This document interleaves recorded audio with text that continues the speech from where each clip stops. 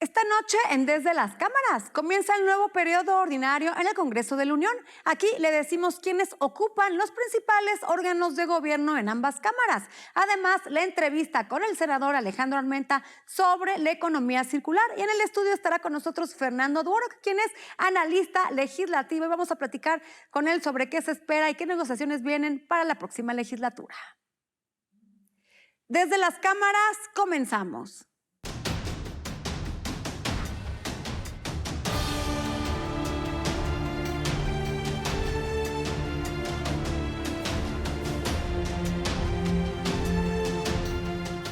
Iniciaron ya los trabajos de la 65ª legislatura del Congreso de la Unión y con ellos la esperanza porque los nuevos tiempos legislativos vengan acompañados de la voluntad política de todas las fuerzas políticas para sacar adelante las reformas constitucionales que requiere el país.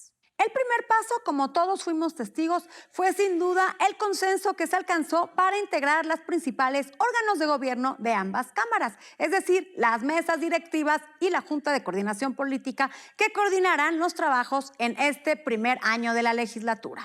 Es así como dieron inicio los trabajos cuya formalización quedó manifiesta con la sesión de apertura del Congreso General y la recepción del tercer informe de gobierno del presidente Andrés Manuel López Obrador.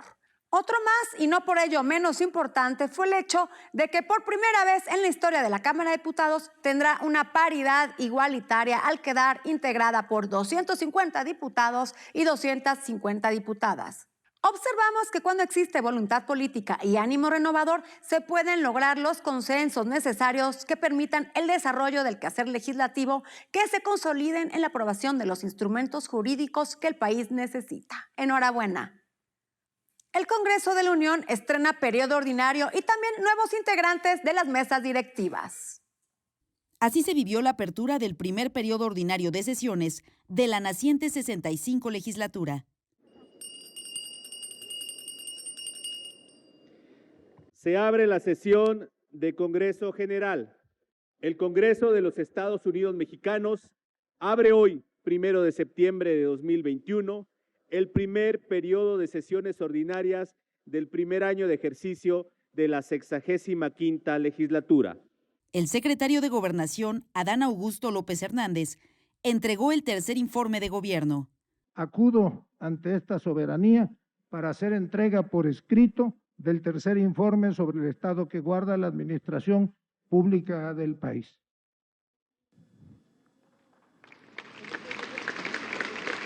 Además, la presidencia de la mesa directiva realizó la declaratoria de la constitucionalidad de los grupos parlamentarios. Finalmente, se aprobó el proyecto que expide la Ley Federal de Juicio Político y Declaración de Procedencia y abroga la Ley Federal de Responsabilidad de Servidores Públicos. Por 266 votos. Aprobado en lo general y en lo particular el proyecto de decreto por el que se expide la Ley Federal de Juicio Político y Declaración de Procedencia. Pasa al Senado de la República para sus efectos constitucionales. Se citó a la próxima sesión ordinaria el martes 7 de septiembre. Desde las cámaras, Claudia Ivette García. Y ahora vamos a la entrevista que le realizó nuestro compañero Víctor Sánchez Baños al senador Alejandro Armenta. Es innegable el deterioro del planeta. No solo es consecuencia del abuso de combustibles de origen fósil, sino también es producto de la aceleración de procesos cíclicos en los cambios de temperatura, entre calentamiento global y glaciaciones. Los científicos no conocen los tiempos, pero les queda muy claro que la actividad humana es un acelerador de esos cambios. Por ello, urgen modificaciones de fondo en infinitos temas ecológicos.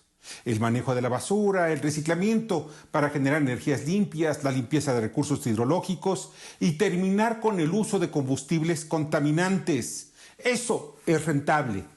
Es un gran negocio. Sobre esto, que llaman economía circular, hablaremos con el senador Alejandro Armenta, presidente de la Comisión de Hacienda del Senado de la República. Sin duda, Víctor, el tema de la economía circular y que tiene que ver con esta iniciativa que presentó en el 2020 el senador Ricardo Monreal para crear la Ley de Economía Circular, que significa el reciclado, el aprovechamiento de los residuos orgánicos e inorgánicos, es decir, el papel, el cartón, el plástico, todos los materiales residuales de los productos agropecuarios, de los productos alimenticios, que al combinarse, al mezclarse, generan contaminación en los mantos freáticos y que muchas veces vemos millones de toneladas de plástico vertidas en los ríos, en las barrancas, en los mares. La Ley de Economía Circular busca generar ese compromiso de la sociedad organizada y de los empresarios para recuperar los materiales industriales y procesarlos, darle un valor. Se van a crear empresas con esta ley, micro, pequeñas, medianas empresas que hoy giran en torno a todo este proceso de desuso de los materiales. Es un tema muy importante, implica generar empresas que se van a dedicar a eso. Ahora quienes atienden el tema de la basura o de los desechos sólidos, orgánicos e inorgánicos, es toda una cadena de informalidad y de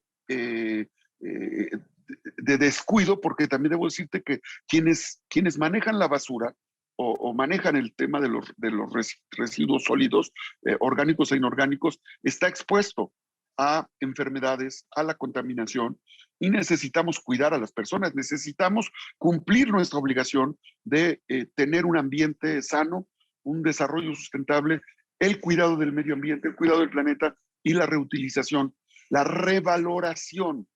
El que nosotros creamos que después de comprar un televisor o comprar un alimento, ese empaque, al darle un valor, estamos entendiendo que ahí están recursos que pueden ser reutilizados para la persona, para la comunidad, para las empresas, para la sociedad. Sin duda, los compromisos del milenio que la comunidad internacional tiene, esta estrategia 2030 del desarrollo sustentable, del combate a la pobreza, de la atención a los grandes problemas de la marginación, del desarrollo sustentable, están marcados precisamente en este tipo de políticas públicas. Garantizar que los países atiendan en su marco normativo, garanticen inversiones, garanticen y promuevan el desarrollo de empresas que atiendan este gran problema. La ley impulsada por el senador Alejandro Armenta contempla toda una serie de medidas que se deben adoptar para generar riqueza con la limpieza. La producción de energía eléctrica mediante la descomposición de desechos orgánicos con biodigestores o la producción energética derivada de la acción del viento, de los ríos, del sol, del mar. Son algunos de los aspectos que deben estimularse para mejorar el ambiente y disminuir los costos de la creación de electricidad. Aunado a ello, está el uso racional de los recursos naturales. Los bosques deben preservarse e incluso privilegiarse ante el crecimiento de la mancha urbana. La limpieza de los ríos, lagunas y mares es primordial para la supervivencia de la humanidad. Y lo inmediato, hacer que el sector industrial tenga prácticas limpias en sus procesos productivos. Así lograremos disminuir los problemas medioambientales y le damos a la naturaleza la oportunidad de actuar conforme a sus tiempos y formas. Alicia Salgado nos dice cuáles son los elementos más importantes que debe contener el presupuesto de egresos y la ley de ingresos de la Federación. Faltan unos cuantos días, el 8 de septiembre, Adri, para que se presente el paquete económico del 2022.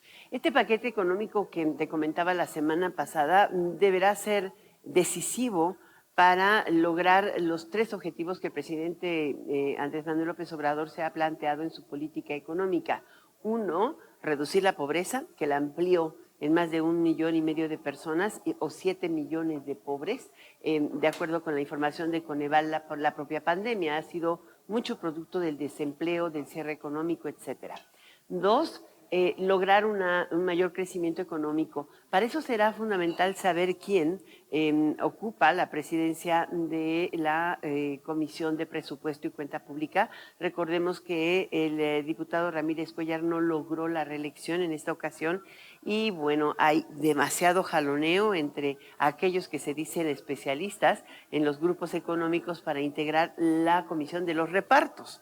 Y en 3, también es decisivo conocer ya a los integrantes del resto de las comisiones económicas, hidráulicas, Agarpa, de telecomunicaciones, etcétera, porque recordemos que en el caso del presupuesto público difícilmente hay un margen de negociación con grupos económicos o con gobernadores, como veíamos en las administraciones pasadas, esa impresionante fila o desfile de gobernadores cada vez que llegaba la negociación del paquete presupuestal.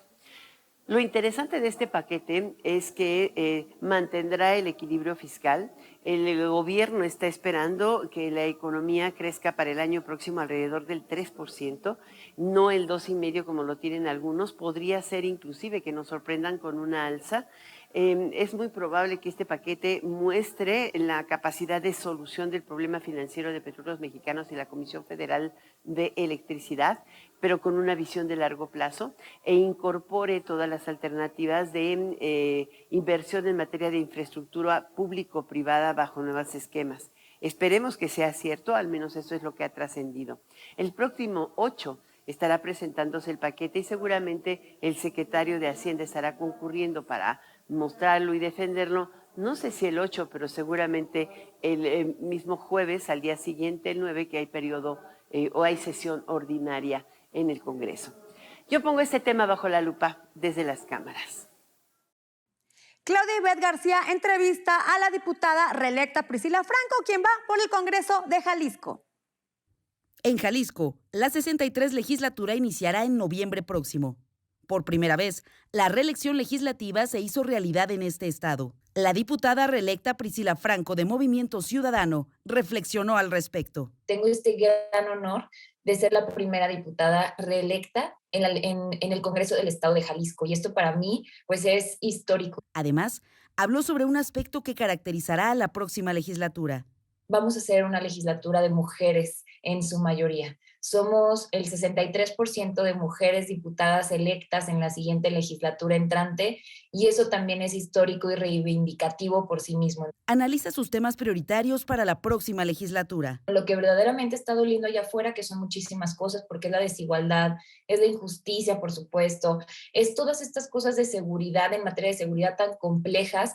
En particular, destacó: yo creo que necesitamos seguir dignificando las condiciones en el que nuestras policías, nuestros elementos de policías municipales y estatales, en este caso, están laborando. Voy a entrarle y voy a seguir retomando este tema para consolidarlo en el Congreso de Jalisco.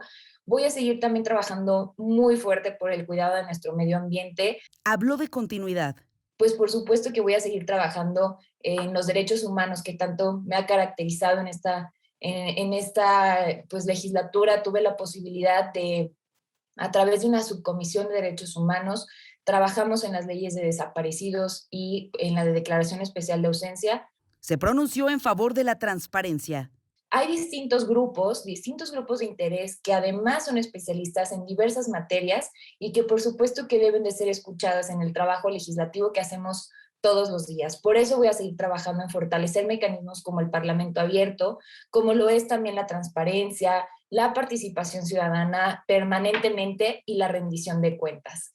Finalmente, afirma como una de sus prioridades la reorientación de recursos a causas sociales. Presenté hace unos días una iniciativa que pretende, pues, tiene dos objetivos. Uno, evitar y ahorrarle al Estado de Jalisco, a la gente, la posibilidad de que 118 millones de pesos se vayan destinados directamente a partidos políticos en Jalisco y que puedan ser reorientados en cualquier otro gasto, digamos, de materia de seguridad, de salud, de educación en estos momentos difíciles como los que estamos viviendo.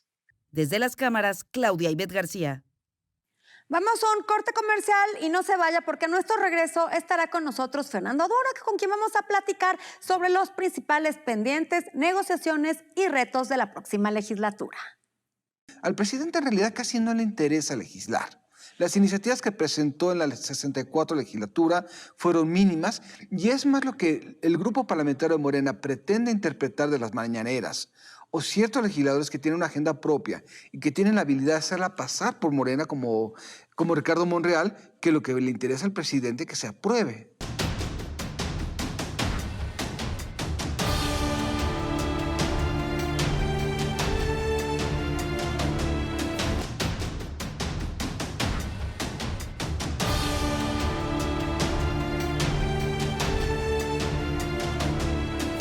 Fernando Duora Camargo, académico que hoy arriba, con el difícil encargo de explicarnos la operación legislativa, las leyes por aprobar por los nuevos diputados y los principales pendientes que quedaron rezagados.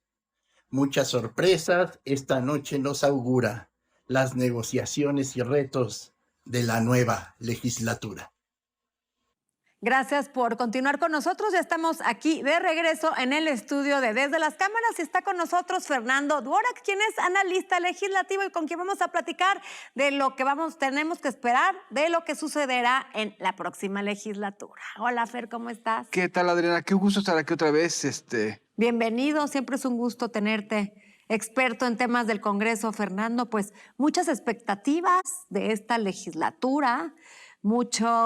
La oposición, se tienen grandes expectativas sobre lo que será la oposición, la conformación de este Congreso, sobre todo en diputados.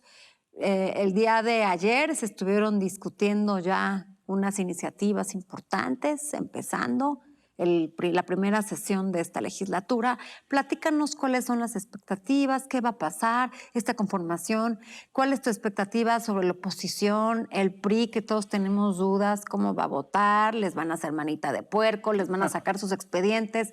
Platícanos en tu experiencia qué va a pasar. Bueno, el primer tema es, esta es la primera legislatura en más de 80 años donde vuelven un grupo de legisladoras y legisladores de manera inmediata. Estamos hablando de 28% de las diputadas y diputados que se reeligieron de manera inmediata. La primera reelección. Exactamente, desde 1932, más o menos. Entonces, y eso va a impactar de manera muy significativa a cada uno de los grupos parlamentarios. Por ejemplo, el PT tiene 61% de personas reelectas de manera inmediata en distritos. Un partido que sobrevivió décadas a través de cientos de representación, va a tener personas con arraigo en sus distritos y que obviamente van a cambiar la dinámica interna de ese partido. 40% de los integrantes de Morena se reeligieron de manera inmediata.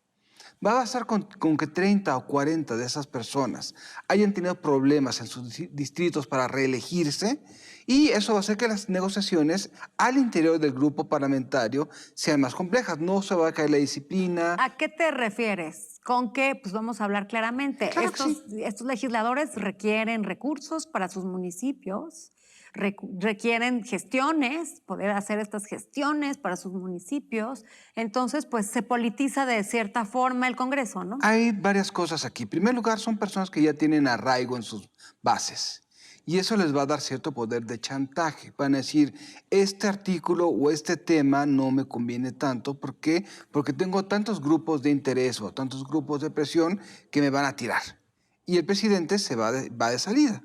Ya no es el fiel de la balanza en la selección de candidaturas. Sí, también es una legislatura, Fernando, rumbo al 2024. Exactamente. Y eso puede cambiar muchas dinámicas. Por ejemplo, la semana pasada el diputado Ignacio Mier estaba hablando de conformar una megabancada con Morena, el Verde y el PT. Los números no le daban. Ni aún conformando esa bancada iba a poder capturar las mesas directivas como él quería, ¿no? Pudo haber tenido la Junta de Coordinación Política, pero los costos al interior de esa megabancada hubieran sido mucho más elevados que tratar de negociar según la ley orgánica con todos los grupos parlamentarios. Entonces, vimos aquí un acto de funambulismo. Cedieron. Se quedaron Morena con la presidencia de la mesa directiva y le cedieron al PRI, a Rubén Moreira, la Junta de Coordinación Política. Persona cuestionada y señalada, la Junta de Coordinación Política. Vamos a ver cómo se comporta. Es interesante el tema del PRI. El PRI tiene 14% de personas reelectas, la mayoría de representación proporcional. ¿Qué significa? El coordinador, Rubén Moreira, tiene una gran capacidad de operación. Sin ¿Por duda. qué? Porque son personas que vienen de aire, no vienen de tierra. Y con eso va a tener un mucho mayor ¿A qué te control. refieres con que vienen de aire? Representación proporcional. No son de distrito. Plurinominales. Exactamente. Asignados, no elegidos. Asignados. Y eso le da a Rubén Morena una gran capacidad operativa que no va a tener Morena, que no va a tener el PT y que tampoco va a tener el PAN, porque el PAN tiene 25% de personas reelectas por distrito. Entonces, creo que va a tener una gran capacidad operativa dentro de su bancada y yo dudo mucho que vaya a ser una cosa de blancos y negros, como la política nunca es de blancos y negros. Y menos el Congreso y menos esta legislatura, Fernando. Exactamente. Porque además, bueno, los primeros meses, tú y yo sabemos, y el público que desconoce, en septiembre, octubre y noviembre, la Cámara recibe el paquete económico, que es el paquete de ingresos y el paquete de egresos, lo discuten y es ahí en donde juega un papel importante la política, es donde se politiza porque, bueno, todos sabemos que hay bolsas, que hay legisladores que tienen acceso a etiquetar recursos y legisladores que no, y esa es la moneda de cambio, va a ser la moneda para Mier, negociar a su interior y negociar con la oposición, porque si no seguimos la ruta del dinero, pues no nos van a llevar a nada. Pero aquí hay un tema muy importante. Las expectativas de la oposición están sobreinfladas con respecto a lo que puede hacer en realidad. Por ejemplo, el presupuesto. El presidente tiene facultad de veto parcial. Entonces, creo que aquí, ¿qué puede negociar la oposición en un entorno donde Morena, PT y Verde tienen mayoría absoluta? Y pues posiblemente van a pesar mucho más las prioridades de gasto del PT y del Verde que la oposición. Creo que si no se trata de llevar la negociación del presupuesto hacia Hacienda, que Hacienda trate de ser el factor central de negociación y de acomodos, creo que puede tronar bastante la negociación, especialmente rumbo al presupuesto de 2024. Es demasiado pesado para Mier toda esa carga. Va a tener una operación muy compleja en su grupo y en el grupo aliados, como para que además de todo pueda comenzar a negociar allá. Y otra también muy importante, la oposición no puede ahorita imponer una agenda. Tienen apenas el punto de veto necesario para frenar reformas constitucionales. Y en ese entorno, ¿qué van a representar? El presidente claramente declaró la intención de presentar 3 iniciativas: energética, Guardia Nacional y electoral. Dudo mucho que el presidente tenga interés en que se aprueben, pero ciertamente va a utilizarlo como una forma de presión selectiva con varios temas. Por ejemplo, en unos meses se van a renovar 3 consejeros electorales del Instituto Nacional Electoral. Si presenta al mismo tiempo una iniciativa que pueda sonar descabellada, pueda sonar como vamos a quitarle todo el recurso público a los partidos o vamos a empezar desde cero el INE y el Tribunal Electoral, va a servirle para presionar para quedarse con 2 o hasta 3 de los consejeros electorales. Entonces vamos a ver no tanto una aprobación de iniciativas, sino una serie de tácticas para lograr otro tipo de objetivos adicionales. Y recordemos, Adriana, que al presidente en realidad casi no le interesa legislar.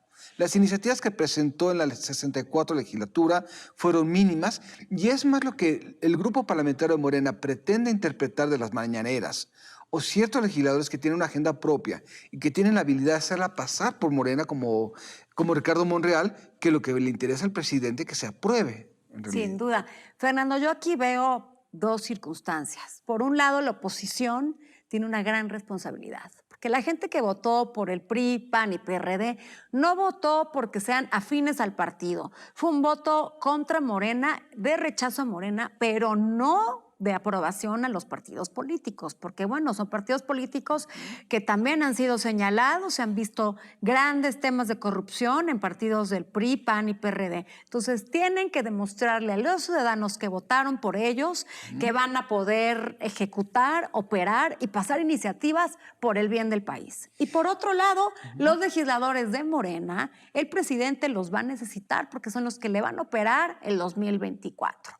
Las intermedias siempre normalmente es una legislatura más política que que de iniciativas y de temas, de pasar iniciativas como tú lo comentas, es más político, pero esta vez el presidente necesita quedar bien con sus diputados, ya que son los que van a operarle sus distritos para el 2024. Entonces, ponemos todo el peso está sobre Mier y va a tener que hacer un gran papel para poder negociar con la oposición, que me imagino que van a jugar un papel importante y serio, y para poder torcerles la mano a los del PRI y tener contentos a los diputados de Morena.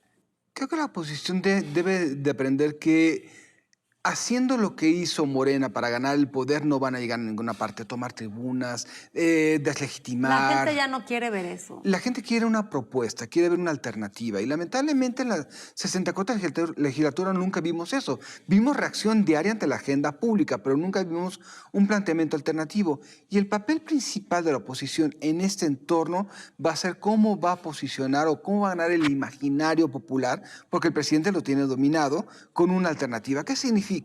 Presenta iniciativas propias, dan un ejercicio claro de comunicación que tampoco saben comunicar.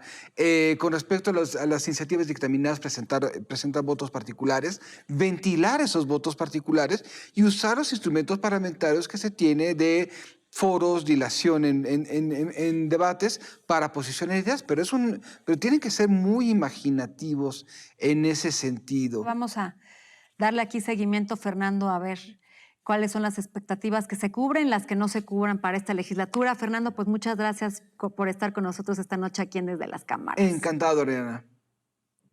Se nos acabó el tiempo, gracias por estar con nosotros, pero no dejen de vernos próximo jueves, 11:30 de la noche, en el único programa de la televisión que pone bajo la lupa el quehacer legislativo. Buenas noches.